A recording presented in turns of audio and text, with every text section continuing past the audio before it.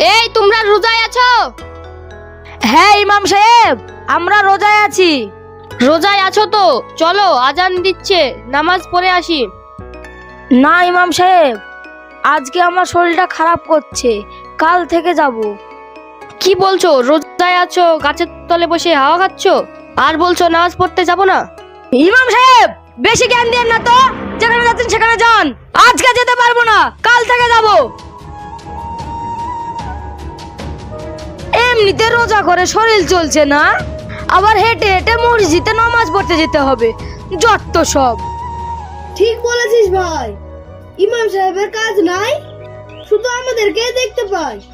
গ্রামে এত লোক আছে, তাদেরকে দেখতে পায় না, শুধু আমাদেরকেই দেখতে পায়। হ্যাঁ ভাই, আজকে খুব রোদ পড়ছে, আমার এক্ষুনি গলা শুকিয়ে গেল, আর টাইমও যেন যাচ্ছে না। যাই বাড়িতে গিয়ে টান একটা ঘুম দি। ঠিকই বলেছিস ভাই, চল।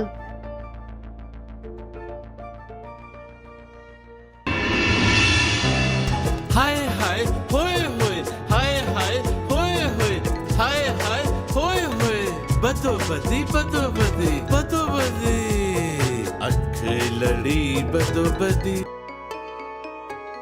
বাবু তুই চলে এসেছিস? ইফতারের জন্য কিছু বাজার করে নিয়ে আয়।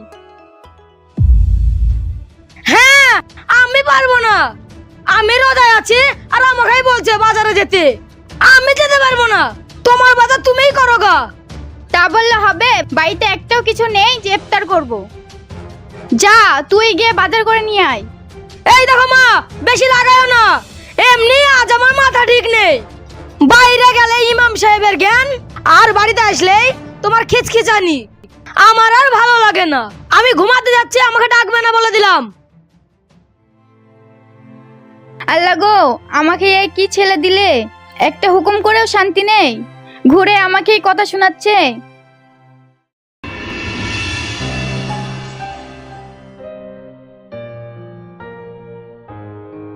আসসালামু আলাইকুম, বাড়িতে কেউ আছেন?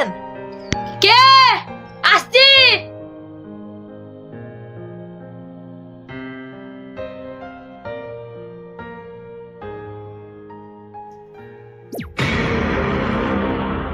আপনি আবার এসেছেন? আচ্ছা, আপনার কি লজ্জা বলে কিছু নেই? আজকেই আপনাকে বারবার বললাম আমার শরীরটা খারাপ করছে, আজকে যেতে পারবো না, কাল থেকে যাব। তারপরেও আপনি আবার এসেছেন।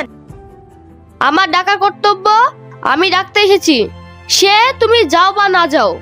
তবে একটা কথা বলি শোনো, রোজা মানে এই না যে তুমি ভোরবেলায় সেহরি করে সারাদিন শুকিয়ে থেকে সন্ধ্যাবেলা ইফতার করাকে রোজা বলে না।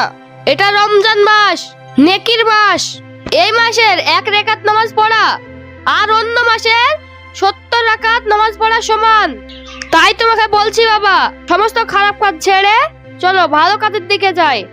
এটাই উপর আল্লাহর আদেশ। তুমি আমাকে যতই অপমান করো বাবা, তোমার কথায় আমি রাগ করব না।